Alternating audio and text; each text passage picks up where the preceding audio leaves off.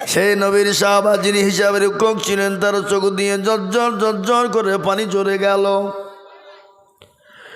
যিনি আমিরুল মুমিনিন খলিফাতুল মুসলিমিন, যিনি অর্ধ পৃথিবীর খলিফা,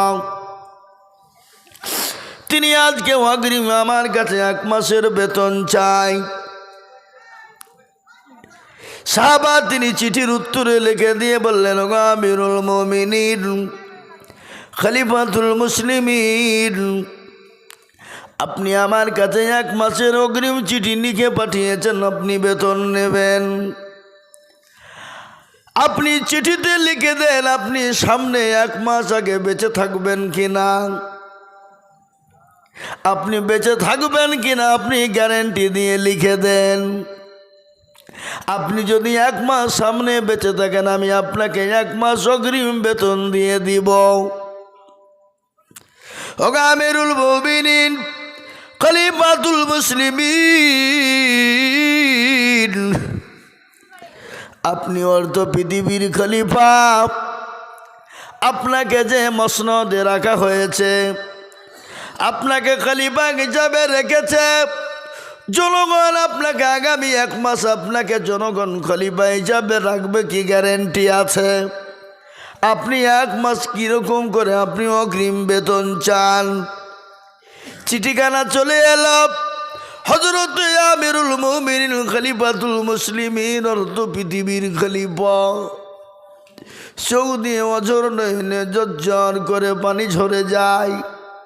বিবি বলেন, স্বামী গো, আপনার চোখে কেন পানি, কান্না করেন কেন? বলে, বিবি রে, আমি যে অর্ধ পৃথিবীর খলিফা, আমি যে আমিরুল মুমিনিন, আমি যে খলিফাতুল মুসলিমিন, আমি 1 মাসের বেতন চেয়ে আমি চিঠি দিয়েছিলাম। আমার হিসাব রক্ষক যিনি ছিলেন, তিনি আমার চিঠিতে উত্তর দিয়ে বলেছেন, ওগো আমিরুল মুমিনিন, আপনি সামনে 1 মাস বেঁচে থাকবেন কিনা গ্যারেন্টি আছে? জনগণ আপনাকে খলিফা হিসাবে রাখবে কিনা, এই গ্যারেন্টি যদি আপনি দিতে পারেন, আমি আপনাকে সামনের 1 মাস আমি আপনার জন্য বেতনকে নির্ধারিত করে দেব। কি তাদের শপিং! আমানত কাকে বলে? আমানত কাকে বলে? আজকে আমাদের দেশের নেতা মন্ত্রীদের তো আমানত নাই, আমাদের নেতা মন্ত্রীরা তো আমানত রাখে না। আমাদের দেশের নেতা মন্ত্রীরা গরিবের ঘরকে মেরে খেয়ে নেয়, আছে না নাই? জোরে বলুন, কথা কর না কেন? আমাদের দেশের নেতারা গরিবের মাল আপনার সরকার ঘর দেয়, তাদের কাছে কাটমানি চাই, বলে টাকা দাও নাইলে ঘর হবে না। গরিবের মালকে লুটপাট করে খেয়ে নেয়। এটা তো হলো আমাদের দেশের আরেকটা আইন। দেখেন, আমাদের দেশের নেতা মন্ত্রীরা ক্ষমতা পেয়ে তারা মনে মনে করছে আমরা বহুত কিছু হয়ে গেছি, কিন্তু জনগণের উদ্যোগেও নাই। জনগণ যদি মনে করে নেতা রাখবো না, ওই নেতার বাপেরও ক্ষমতা নাই মসনদে থাকতে পারে, ঠিক না? যারা বলুন, কথা বলেন না কেন? আজকে বলেন মসনদে বসে ক্ষমতা পেয়ে আজকে তারা ওয়াকফ বিলটাকে মুসলমানদের কাছ থেকে কেড়ে নিতে চায়, জমি কেড়ে নিতে চায়, মুসলমানদের মসজিদ মাদ্রাসা মারকাত খানকাকে বন্ধ করে দিতে চায়। কিন্তু আপনারা জানেন, ওয়াকফ সম্পত্তি যদি মুসলমানদের কাছ থেকে চলে যায়, আপনি আপনার আগামীকাল যদি আপনার বাপ মারা যায়, মা মারা যায়, আপনার মাটি কবর খুঁড়ে মাটি দেওয়ার মতন সমর্থ ক্ষমতা নাই। আপনাকে চিঠি লিখতে হবে ডোমকুল থানায়, ডোমকুল থেকে বহরমপুর থেকে কলকাতা হাইকোর্টে যাবে, হাইকোর্ট থেকে দিল্লি সুপ্রিম কোর্টে যাবে। সুপ্রিম কোর্ট যদি আপনাকে আইন দেয়, আপনি আপনার বাপকে কবর খুঁড়ে মাটি দিতে পারবেন, নচেত আপনি আপনার বাপকে মাটি দিতে পারবেন না। আপনি মসজিদে আজান দিবেন, আল্লাহু আকবার, আল্লাহু আকবার। আজান দিবেন। আল্লাহ বড়, আল্লাহ বড়, আল্লাহ বড়। আপনি আজান দিবেন, মসজিদের লাউড স্পিকার বন্ধ করে দিবে, আপনার মাইক বন্ধ করে দিয়ে আপনাকে অ্যারেস্ট করবে, আপনার মসজিদে মাইকে আজান দেওয়া হবে না।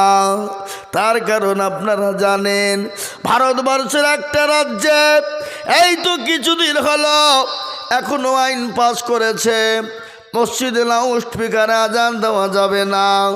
মাইক নামিয়ে দিয়েছে, মাইকে হলো না। ছাদের ওপর মুসলমানরা আজান দিতে গেল, মুসলমানদেরকে ছাদ থেকে নেমে অ্যারেস্ট করে দিল। এই যে একজন ইমাম সাহেব সেই দিন আজান দেওয়ার কারণে তাকে তুলে নিয়ে গিয়ে তার ওপর 2 লক্ষ টাকা জরিমানা করলো। হ্যাঁ মুসলমান, আজকে ওয়াকফ সম্পত্তিটা যদি কেড়ে নেয়, আজকে মুসলমানদের আজান দিতে পারা যাবে না, মুসলমানদের নামাজ হবে না, মুসলমানদের মসজিদগুলা তালা মেরে দিবে, মুসলমানদের গোরস্থানগুলা তালা মেরে দিবে, মুসলমানদের ঈদগাহাতে নামাজ পড়তে দেবে না।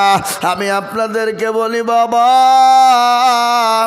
সে নেতা তো আর নেতা নয়, যে নেতা ছিলেন আমিরুল মুমিনিন, খলিফাতুল মুসলিমিন, আর তো পৃথিবীর খলিফা ওই ওমরের জীবনী আজকে আমি আপনাদেরকে তো শোনাবো কিনা? কি চলবে না? চলবে না? ওই হযরতে আমিরুল মুমিনিন খলিফাতুল মুসলিমিন ওয়াল তো পৃথিবীর খলিফা হযরতে ওমর রাদিয়াল্লাহু তাআলা আনহুর একটা ঘটনা আপনাদেরকে শোনাই। আপনারা জানেন ওই ওমরের জীবনী কি ছিল? যে ওমর রাস্তা দিয়ে গেলে শয়তান 40 দিন যেত না। কয়দিন? জোরে বলুন। 40 দিন। সেই ওমর, যে ওমর ছিল নারী সত্যের জম, যে ওমর ছিল নারীদের জম, যে ওমর ছিল আপনার মানুষের জম, যে ওমর মানুষের রক্ত মাংস নিয়ে খেলতো। ইসলাম কত পরিষ্কার পরিচ্ছন্ন দেখে নেন, ইসলাম কত ভালো। ইসলামের ভিতরে দল পার্টি মেজরিটি মাইনরিটি নাই। ওই ওমরের জীবনী আমি আপনাদেরকে তুলে ধরি। এই দুনিয়ায় বিশ্ব নবী, দয়ার নবী মানুষের কাছে যখন কলেমার দাওয়াত নিয়ে দিতে লাগলেন, কলেমা প্রচার হয়ে যায়।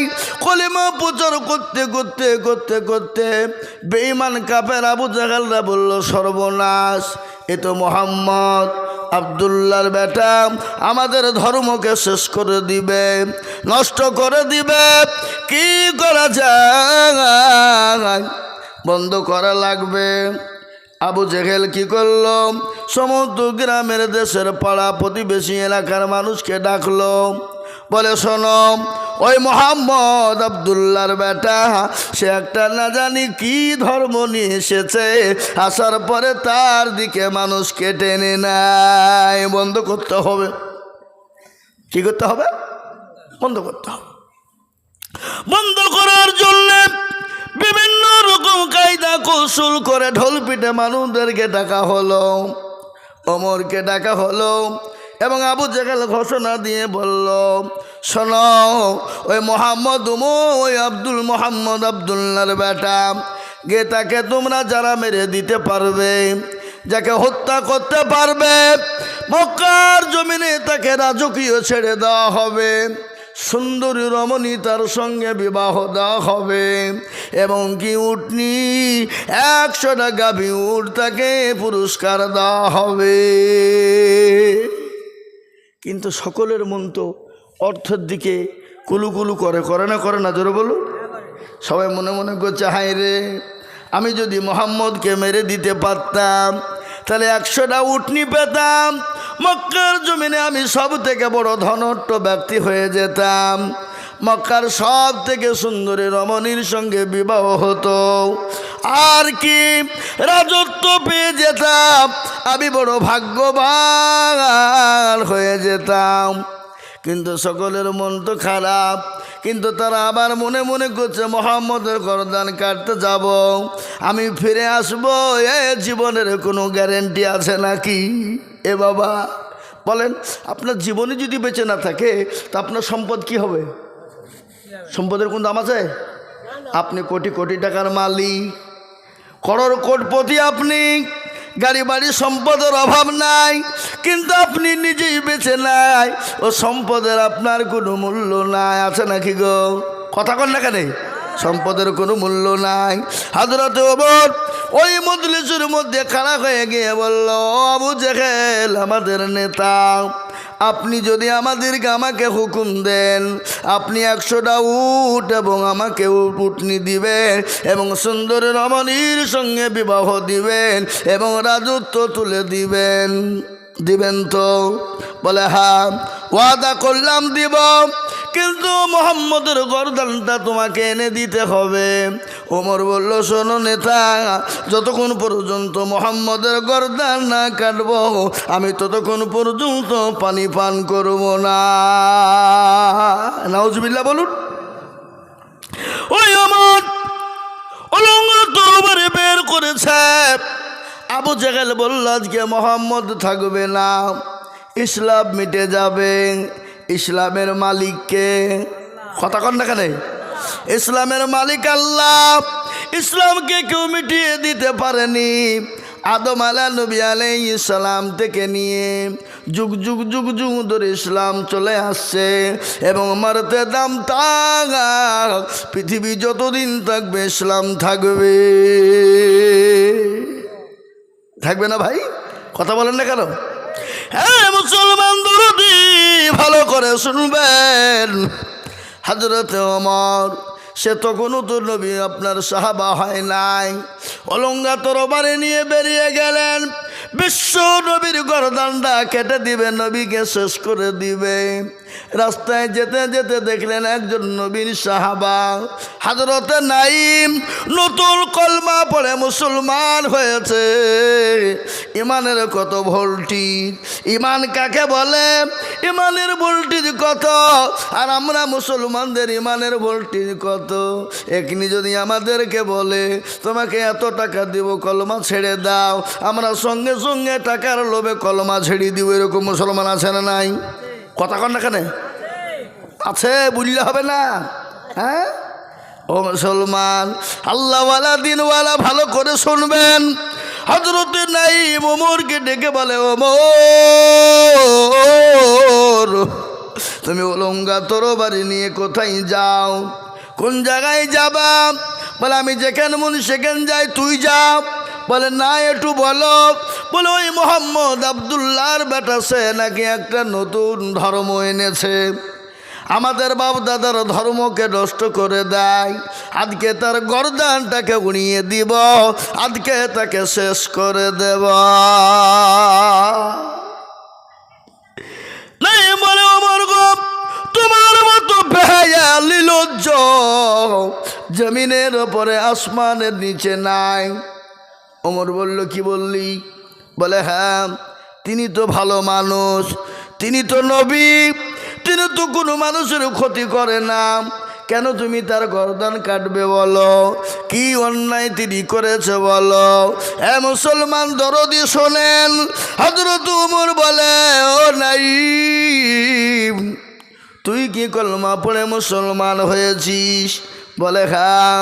বলে আগে তোর গর্দানটাকে উড়াবো, তারপরে আল্লাহ, তারপরে আব্দুল্লাহর বেটা মোহাম্মদের গর্দানকে উড়িয়ে দিব। নাঈম বলে, ওমর গো, আমাকে মারা, আমার নবীকে মারার আগে আমার সঙ্গে আগে তুমি লড়াই করো। আমি মুসলমান, আল্লাহ আমার বাজুতে শক্তি কম দেয়নি। এটাকে কি বলে? বাজু বলে না? আপনারা জানেন তো। আল্লাহ আমার হাতেও বড় শক্তি দিয়েছে। ওমর গো, আমি তোমাকে ছেড়ে দিব না।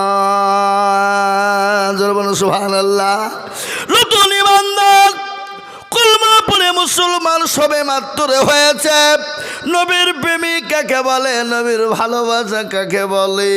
আল্লাহর কোরআন বলেছে, কুল ইন কুনতুম তুহিব্বুনাল্লাহ ফাত্তাবিউনি ইউহিব্বুকুমুল্লাহ ওয়া ইয়াগফির লাকুম যুনুবাকুম ওয়াল্লাহু গফুরুর রহিম। কুল কুল, হে নবী আপনি তাদেরকে বলুন, জানিয়ে দিন, আপনি তাদেরকে শুনিয়ে দিন, তারা জানে আপনাকে ভালোবাসে, মহাব্বত করে, তারা জানে আপনাকে স্মরণ করে। নবী গো, তারা যদি আপনাকে মহাব্বত ভালো স্মরণ করতে পারে, আমি আল্লাহকে তারা পেয়ে গেল। আর আমি আল্লাহকে যদি তারা পেয়ে যায়, আমি তাদের জন্য জান্নাতটাকে ওয়াজিব করে দিব। সুবহানাল্লাহ বলুন। নাইমের সঙ্গে লড়াই শুরু হয়ে গেল। নাইম ডাক দিয়ে বলে, ওমর ভালো করে শোনো, কান করে শোনো, তোমাকে আল্লাহ শক্তি দিয়েছেন, আল্লাহ আমাকে শক্তি দিয়েছেন, তাই বলে আমাকে তুমি মেরে চলে যাওয়া হবে না। কিন্তু ওমর শোনো, আমাকে মারার আগে, নবী মুহাম্মদ সাল্লাল্লাহু আলাইহি ওয়াসাল্লামকে মারার আগে তুমি তোমার বাড়ির খবর নিয়েছো, তোমার হাড়ির খবর নিয়েছো। বলে হাড়ি খবর মানে কি হয়েছে বাড়িতে? বলে তুমি কি জানো না, তোমার ভগ্নিপতি শাহিদ, তোমার বোন ফতেমা, তারা কলমা পড়ে মুসলমান হয়ে গেছে। সুবহানাল্লাহ বলুন। বলো কি? বলে হ্যাঁ। মিথ্যা কথা বলে নবীর সাহাবা কখনো মিথ্যা কথা বলে না। খোঁজটা তুমি নিয়ে দেখো। হযরত ওমর তিনি বাড়িতে গেলেন, বাড়ির কাছে গুনগুন গুনগুন শব্দ দরজার কাছ থেকে শোনা যায়। কি জানে বাড়ির ভিতরে গুনগুন গুনগুন শব্দ হয়, কিন্তু হযরত শহীদ এবং ওমরের বোনকে কোরআনে কারিমা শিক্ষা দিচ্ছিলেন যিনি, তিনি হলেন নবীর সাহাবা হযরতে খাব্বাব রাদিয়াল্লাহু তাআলা আনহু। হাদিসের মধ্যে এসেছে, হুজুর জানে, নবী বললেন খায়রুকুম মান তাআল্লামাল কুরআনা ওয়া আল্লামাহু, যারা কোরআন শিখে অপরকে শিক্ষা দেয়, পৃথিবীর জমিনে তারা সব থেকে উত্তম ব্যক্তি, তারা সব থেকে দামি ব্যক্তি। ও মুসলমান, হযরত ওমরের গর্জন পেয়ে গেল, খাব্বাব ঘরের ভিতরে ঢুকে গেল। হযরত ওমরের ভগ্নিপতি, ভগ্নিপতি না কি বলেন, দোলা ভাই, হ্যাঁ, এ মুসলমান, ও দরদি, দরজার কাছে যখন গেল, দরজা লাথি মেরেছে, দরজা খুলে গেল। শহীদের কলার কাটা চেপে ধরেছে। বলে শহীদ গো, তোমরা নাকি আমাদের জানের দুশমন, আমাদের বাপ দাদার ধর্ম নষ্ট করে দেয়। ও মুহাম্মদ, তার ধর্মকে তোমরা পালন করেছ, কেন পালন করলে? কেন কলমা পড়ে মুসলমান হলে মুছো? বলে কখনোই মুছব না। বেদম পিটুরি শুরু হয়ে গেল, একের পর এক মার শুরু হয়ে গেল। বিবি আর সহ্য করতে পারে না, স্বামীর গায়ে মার পড়বে, বিবি দাঁড়িয়ে থাকতে পারে না। পারে গো, জোরে বলুন, পারে? পারবে না। দৌড়তে দৌড়তে বিবি স্বামীর গায়ের ওপর পড়ে গেল, বিবির উপরে মার শুরু হয়ে গেল।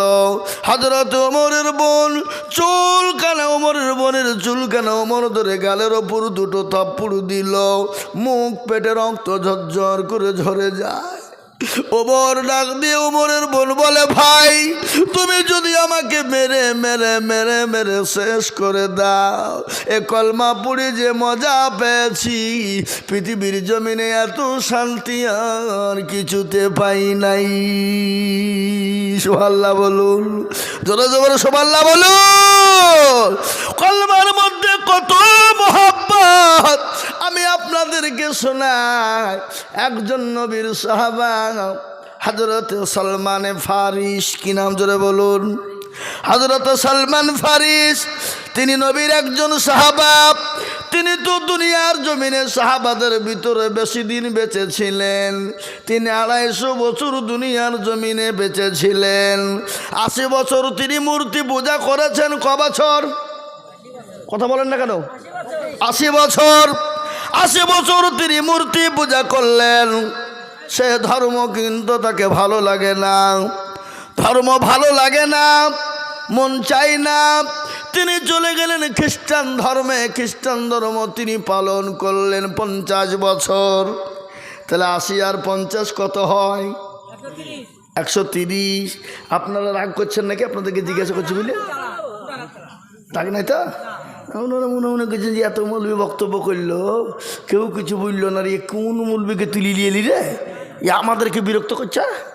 এ বাবা, কিছু বলতে গেলে তো কিছু শুনতে হবে, হবেন না কিনা জোরে বলুন? কিছু বলতে গেলে শুনতে হবে কিনা?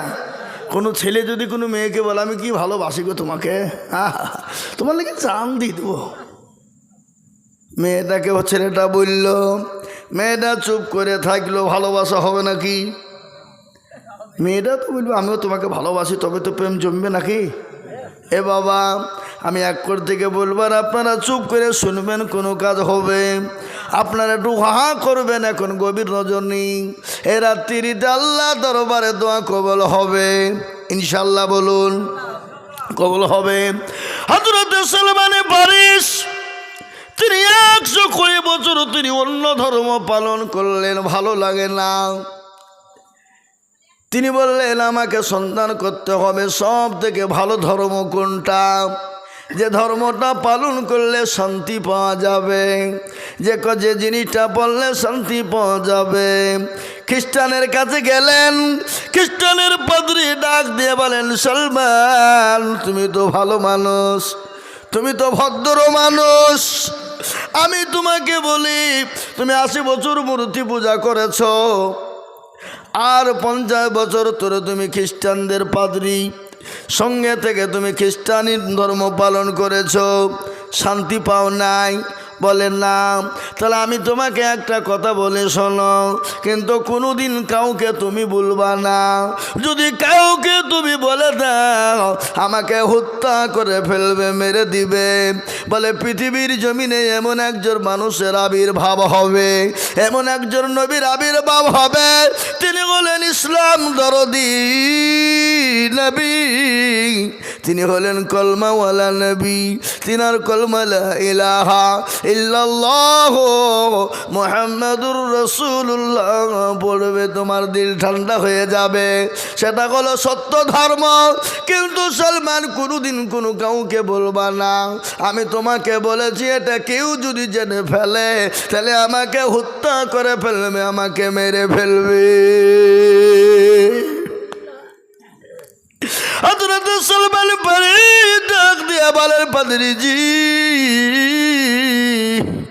আমি কোথায় পাবো সে ধর্ম, কোথায় পাবো সেই মানুষটিকে, কোথায় পাবো সেই নবীকে, কোথায় পাবো?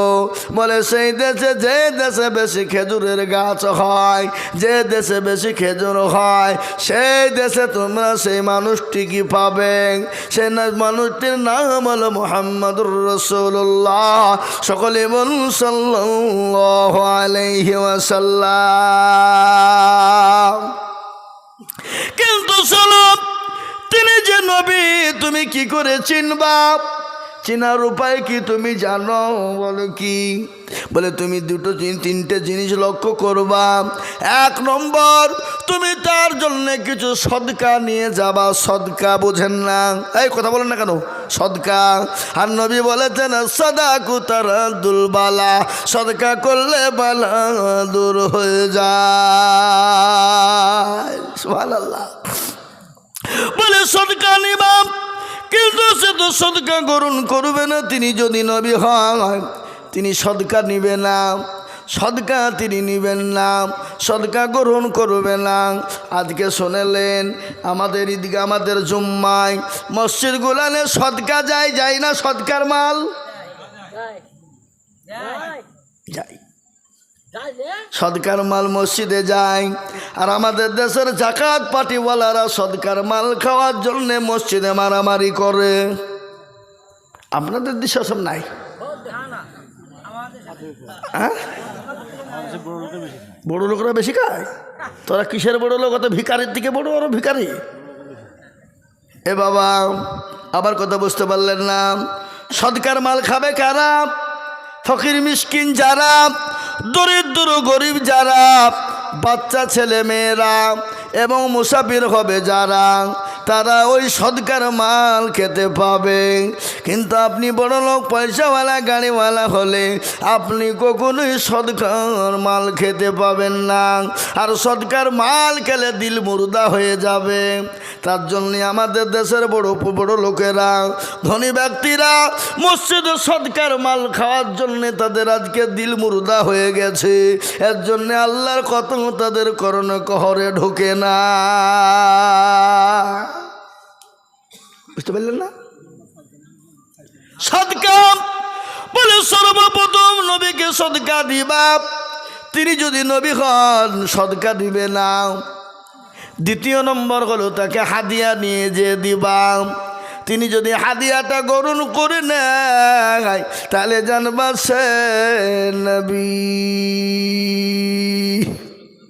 2 নম্বর। 3 নম্বর হলো বিশ্ব নবীর বগলের নিচে দেখবে একটা মোহরের নবুয়াত আছে কিনা। দেখবে একটা মোহরের নবুয়াত আছে। ওই মোহরের নবুয়াতটা কোনো নবীর ছিল না, যেটা হলো আল্লাহ নবী শেষ জামানার নবীকে দেওয়া হয়েছিল। ওই মোহরের নবুয়াতটা কি? যেটাকে বলা হয় আজকে আমাদের দেশে সিসি ক্যামেরা। কি ক্যামেরা? আপনাদের গ্রামে না এসব নাকি আছে? সিসি ক্যামেরা, যেটাকে বেআইন ক্যামেরা বলা হয়। কি ক্যামেরা জোরে বলুন? যেটাকে বেআইন ক্যামেরা বলা হয়। ওই সিসি ক্যামেরা আবির্ভাব কোথা থেকে হলো?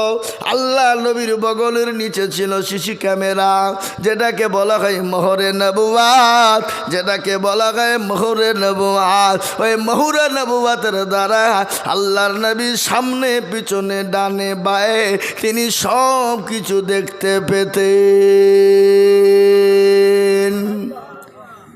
আল্লাহু আকবার বলে না গো, যে কোন দেশের লোকেরা গো?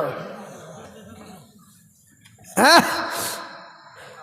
ওটাকে বলা হয় সিসি ক্যামেরা, যেটাকে বলা হয় বেআইন ক্যামেরা, যেটাকে বলা হয় ও মুসলমান মোহরে নবুয়াত। ওই মোহরে নবুয়াত থেকে আজকে সিসি ক্যামেরার আবির্ভাব হয়েছে।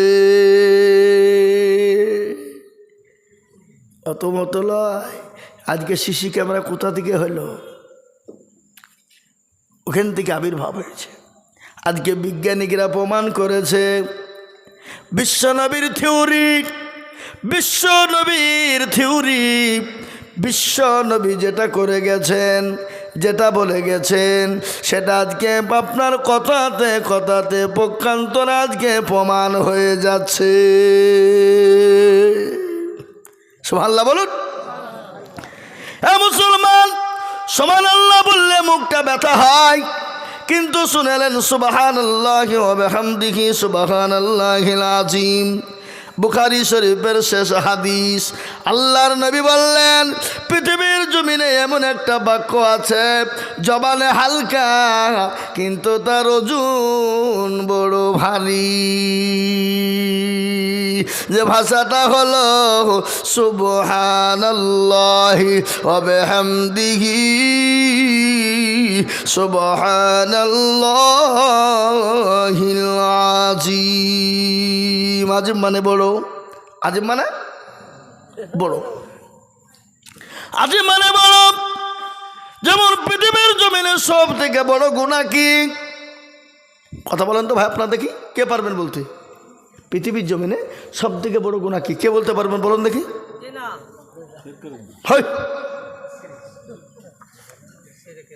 সব থেকে বড় গুনাহ হলো শিরক। কিসের? শিরকের গুনাহ। কোরআন বলেছে শিরকা লাযুলমুল আযীম। আল্লাহু আকবার। সব থেকে বড় গুনাহ হলো শিরকের গুনাহ। আযীম মানে বড়, জুলুম মানে জুলুম করা, অত্যাচার করা। যারা আল্লাহর সঙ্গে শিরিক করবে, আল্লাহর সঙ্গে পাল্লা দিবে, আল্লাহ কাল কিয়ামতের দিন তাকে জাহান্নামে দেবে।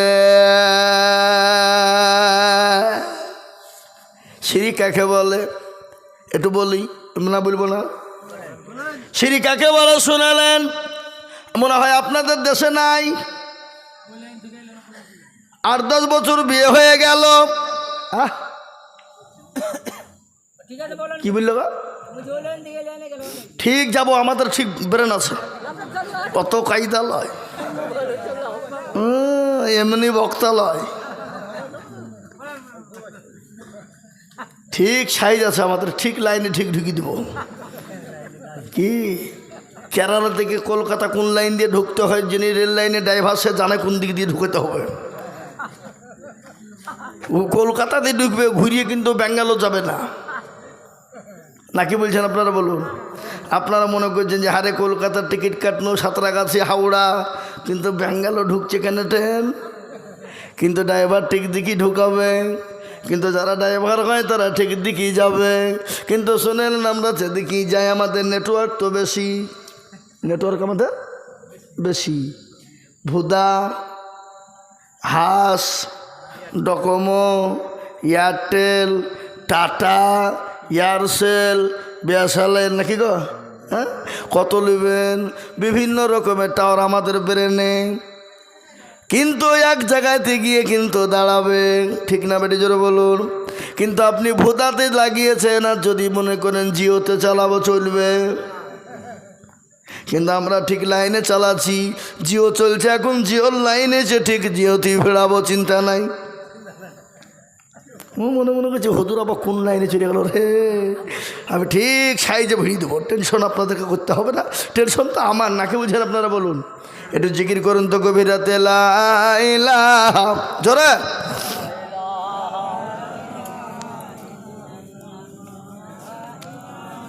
আপনারা আইডিয়া গেছেন গো, জিকিরটাও মুখ দিয়ে বাড়াইছে না নাকি? চা, চা খাবে? এই দেখেন আপনাদের লিখে চা খাবে, মুড়ি, মুড়ি ঝালবড়া পেঁয়াজি দাও, এত রাত্রে খাই। হ্যাঁ, লাল চা না দুধ চা? লাল চা কিনে দেশের লোক গাই পোষে না, ও দুধ চা দিবে কেন? ওরা 50 টাকা লিটার কিনে বেচবে। হ্যাঁ, এই যে ঈদে গেল 80 টাকা কেজি পর্যন্ত বিক্রি করেছে। হ্যাঁ, 60 টাকা। আমি আজকে বাড়িতে আমাকে ফোন করে বলছি, হ্যাঁ গো, তুমি ঈদের দিন লাচা লিখে দিলি, তো লাচাটা ভিজাবো কি দি? হ্যাঁ, পানি দিয়ে লাচা খাওয়া হয়? যাও বাজারে যাও, বোতল যাও, যে 2 লিটার দুধ কিনে লিছ। আমি যেহেতু ভারী ঝামেলা ফেলে দিল আমাকে, লাই ওসব পারবো না আমি, খাইলে খাও নাহলে থাকি। তো দাও তাহলে, তুমি যখন বলছো তখন আমার বিটি বলছে ওসব কিছু বুঝিনি, তুমি লোকের বাড়ি যাচ্ছ আর ভালো মন্দ খাচ্ছ, আর আমাদের বলতে পারনি। হ্যাঁ, যাও তাদের নিয়ে যাও। আমাদের যাক, বিটির কথা শুনতে হবে, না হইলে আবার বিপদ। বিটিকে বলে তাহলে মাল নিয়ে এসো, বোতলটা দাও। বোতলটা নিয়ে গেলাম, 2 লিটার লিখে দিল। বাবা একেবারে আরাম করে বলছে, কেউ বলছে ক্ষীর খাবো, কেউ বলছে পায়েস খাবো, কেউ বলছে চা খাবো। লেধিনি কোন জ্বালা। আমি মনে যা খাবা খাও, দেখো 2 লিটার দুধ এনে দিয়েছে, যদিন ইচ্ছে চালাও। কি বুঝলেন? তো বাবজি 50 টাকা রেখে দিল, 50 টাকা সমিতি থেকে লিখে দিল। কথা আপনাদেরকে কথা 60। এই আপনারা এদিক ওদিক নিয়ে আমার বক্তব্য তখন ভুলে যাবো, কোন দিক দিয়ে কোন দিক চলে যাবো। থাক তো, যাক, যেটা বলছিলাম বাবজি, একটু জিকির করেন লা ইলাহা, তোরা আল্লাহ তোমার লীলা খেলা কেউ বোঝে কেউ বুঝে না। আল্লাহ তোমার লীলা খেলা কেউ বোঝে কেউ বুঝে না।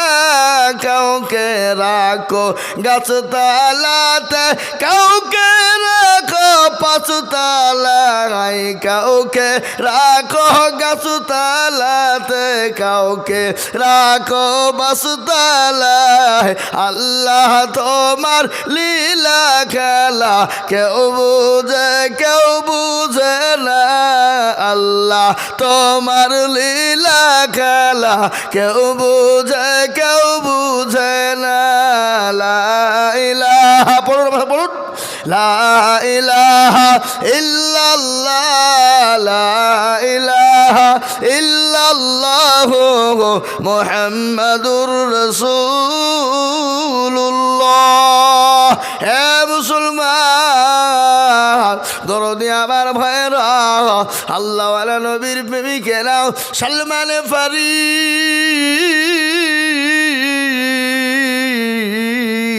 আপনার নবীকে খোঁজার জন্য তিনি বেরোবেন।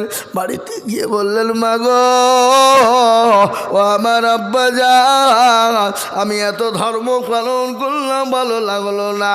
আমি এমন একটা ধর্ম পেয়েছি যে ধর্মটা পালন করলে আমি জীবনে শান্তি পাবো, কিন্তু মা ওই ধর্ম পালনের জন্য আমাকে মক্কা মদিনায় যেতে হবে। কোথায়? Mecca Medina. মা বলে, বেটা রে, আমাদের তো দ্বিতীয় কোনো সন্তান নাই, দ্বিতীয় কোনো ছেলে নাই। ও বেটা, আমাদেরকে ছেড়ে তুই মক্কা মদিনায় চলে যাবি, আমরা কি করে থাকবো? আমরা যে তোর জনম দুঃখিনী মা, গর্ভধারিণী মা, আমি যে তোর বাপ, আমাদেরকে ছেড়ে তুই কি করে চলে যাবি? আমি মা হয়ে তোকে ছেড়ে আমি কি করে থাকবো? বলে, মা গো, যে নবী আমি পেয়েছি, যে নবীর আবির্ভাব আমি পেয়েছি গো মা, ওই নবীর জন্য তুমি আমার মা কেন? আমি গোটা পৃথিবী পর্যন্ত ছেড়ে দিতে রাজি। হাদিসের মধ্যে এসেছে, লা ইউমিনু আহাদুকুম হাত্তা কুনা হাব্বা ইলাই মিন ওয়ালিদিহি ওয়া ওয়ালাদিহি ওয়ান নাসি আজমাইন। আমার নবী বলে গেলেন, ওই ব্যক্তি সব থেকে ইমানদার, প্রকৃতিক ইমানদার মুমিন হবে কোন ব্যক্তি? যে ব্যক্তি তার নিজের জীবনের থেকে, যে ব্যক্তি তার বিবি বাচ্চা ছেলে মেয়ের থেকে, যে ব্যক্তি সন্তানাদির থেকে আল্লাহ তার রসুলকে সব থেকে বেশি ভালোবাসবে, ওই ব্যক্তি সব থেকে বড় প্রিয়, সব থেকে বড় নবীর প্রেমিক। হযরতে সালমান ফারিস এই কথা বলে বেরিয়ে আসবে, সঙ্গে সঙ্গে তাকে অ্যারেস্ট করে ঘরে ভরে দেওয়া হলো, পায়ে জিঞ্জিরি হাতে জিঞ্জিরি বেঁধে দেওয়া হলো, ঘরের ভিতরে দরজা খুলে ভরে দেওয়া হলো, বাড়িতে দিতে দেয় না। একদিন যায়, দুদিন যায়, 3 দিন যায়, 4 দিন যায়, 1 সপ্তাহ 1 মাস চলে যায়। হযরতে সালমান ফারিস নবী নবী করে পাগল হয়ে গেল। নবীর প্রেমিক কাকে বলে? নবীর প্রেমিক কাকে বলে? কাকে নবীর প্রেমিক কয়? আমরা তো মুসলমান রে মুসলমান, হাওয়ার গাড়ি হাওয়ায় চলে, তেলের গাড়ি তেলে চলে রে, হাওয়ার গাড়ি হাওয়ায় চলে, তেলের গাড়ি তেলে চলে। আমরা সেই মুসলমান, আমরা সেই মুসলমান। হ্যাঁ মুসলমান। সালমানে ফারিসের হাত পায়ে জিঞ্জিরি দিয়ে বেঁধে দিলেন, কিন্তু সালমানে ফারিস 1 মাস হয়ে গেল, কিন্তু দেখবেন ভাই বোনের মধ্যে এত দরদ, এত মিল, এত মহাব্বত, এত ভালোবাসা। ভাই হয়ে বোনকে জমি দেয় না, ভাই হয়ে বোনের জমি মেরে দেয়। আছে না? এই কথা বলেন না কেন? ভাই হয়ে জমি বোনকে জমি দেয় না, ভাই হয়ে জমিকে বাপ মার কাছ থেকে ভুগিয়ে লিখে নেয়, বোনকে ফাঁকি দেয়, ভাইকে ফাঁকি দেয়। ও মুসলমান, ঠিক রাখো ঈমান, ইসলামের বাতি ডুবায় না, ইসলামের বাতি ডুবিয়ে দিলে হবে না। এই তাড়াতাড়ি করো, তাড়াতাড়ি করো, দেরি করে আমি একটু দম লিলি। চা দাও। হ্যাঁ, আমি চা খাও না। হ্যাঁ, এ মুসলমান ভাইরা আমার, বাবা জীবনেরা, আল্লাহ পানি পানি পানি, আমি কিন্তু বেশি বলবো না।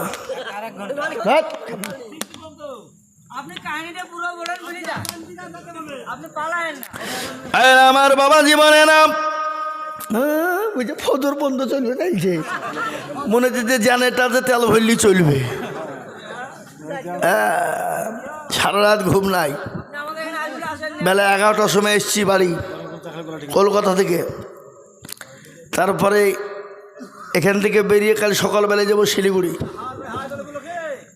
জি মুসলমান দরদি আমার ভাইয়েরা, কান করে শুনবেন, ভাইয়ের মধ্যে বোনের কত মিল মহাব্বত, বোনের জন্য ভাইয়ের জান চলে যায়, ভাইয়ের জন্য বোনের জীবন দিয়ে দেয়। এত মহব্বত, এত ভালোবাসা, মনকে অনেকেই ফাঁকি দেয়, জমি লিখে দেয় না, জমি দেয় না। কিন্তু ওই বোনের বাড়িতে যদি ভাই যায়, ভাইকে আদর করে যত্ন করে কাছে টেনে নিয়ে ভাই বসে বসে বোনকে খাওয়ায়, খাওয়ায় না? কথা বলে মুসলমান ভাইয়ের কষ্ট দেখে সালমান ফারিসের কষ্ট দেখে বোন সহ্য করতে পারে না, দরজাখানা খুলে দিল, পায়ের শিকল গালা খুলে দিল, হাতের শিকল খুলে দিল। ভাইকে বলল, ভাই রে তুই কোন এমন নবী পেয়েছিস, কোন নবীর আবির্ভাব হলো, কোন নবীর আসত্য হলি তুই? আজকে মা বাপ ছেড়ে দিয়ে বোনকে ছেড়ে দিয়ে চলে যাবি, কোন নবীকে পেয়েছিস? ও ভাই, আমি তোর পায়ে হাতে বান্ধা জিঞ্জিরি শিকলি সহ্য করতে পারি না, আমি তোকে ছেড়ে দিলাম, ভাই তুই চলে যা। বল চলে গে, ভাই চলে গেল। সালমানে ফারিস কোথায় যাবে, কি করে মদিনায় পৌঁছাবে? কিন্তু ওই কাফেলার দল নিয়ে সিরি ব্যবসায় গিয়েছিল বাবা, দামেস্কে ব্যবসা গিয়েছিল সিরিয়ায়, সিরিয়ার দামেস্কে ব্যবসায় গিয়েছিল মদিনার মানুষ। মদিনার মানুষের কাছে আপনারাকে তুলে দেওয়া হলো, হযরতে সালমানে ফারিসকে তুলে দেওয়া হলো, সালমানে ফারিসকে মদিনার মানুষের কাছে তুলে দেওয়া হলো। সালমানে ফারিস বলল, তোমাদের বাড়ি কোথায়? বলে আমাদের বাড়ি তো মদিনা। বলে মদিনায় মানে যে দেশে আল্লাহর নবী আছে, যে দেশে নবী মুহাম্মদকে পাওয়া যায়, যে দেশে ভালো মানুষটাকে পাওয়া যায়, যে নবীর দিকে চারার দিকে তাকালে গুনাহ মাপ হয়ে যায়, সেই দেশে নাকি তোমাদের বাড়ি। বলে হ্যাঁ, আমাকে তোমরা নবীর কাছে পৌঁছে দাও, তার বিনিময়ে তোমরা যা কিছু নিবে তোমাদেরকে দেব, যা কিছু নিবা তার বিনিময়ে তোমাদেরকে দেওয়া হবে। সেই মদিনার মানুষ তারা কিন্তু নবীর দুশ্মন ছিল, দুশ্মন ছিল, দুশ্মন। তারা চিটার টাইপের লোক ছিল। বলে হারে মোহাম্মদের কাছে যাবি, তোর এত বড় সাহস, তোকে যেতে দিচ্ছি, দাঁড়া, তোকে বিক্রি করে দেব, তুই চ। কিন্তু সালমানে ফারিস আইছিল, ও যাও যাও যাও যাও, বাধা দেবো না, ও আটকে নিয়ে যাবে না। এই মুসলমান দরদি, আমি তো মনে মনে করছি পালালি হয় নাকি? এই মুসলমান দরদি শুনেলেন ভালো করে, হযরত সালমানে ফারিসকে বিক্রি করে দেওয়া হলো, মদিনার মানুষেরা নিয়ে গিয়ে বিক্রি করে দেওয়া হলো। বিরাট জীবনে বড় কষ্ট। সালমানে ফারিস কিন্তু নবীর কাছে পৌঁছানেই চাই, মরুভূমি প্রান্তর দিয়ে এলেন, মরুভূমি পার হয়ে এলেন, মদিনায় তাকে বিক্রি করে দেওয়া হলো। হযরত সালমানে ফারিস এত লম্বা চওড়া সুন্দর ছেলে, অতীব সুন্দর দেখতে, চেহারাবান, লম্বা চওড়া। হযরত সালমানকে বিক্রি করে দেওয়া হলো। তিনি বললেন,